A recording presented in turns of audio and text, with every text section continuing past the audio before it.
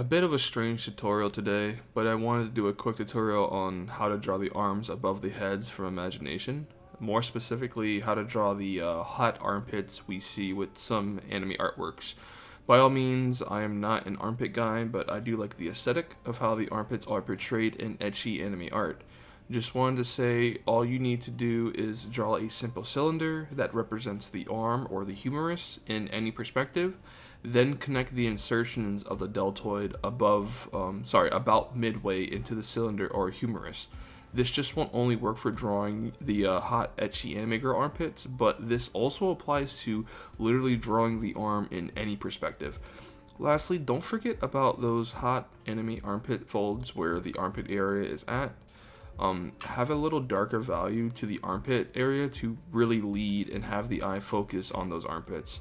That's pretty much it. This was a quick tutorial. If you learned something new, please consider liking the video. Thank you and enjoy the rest of the time lapse.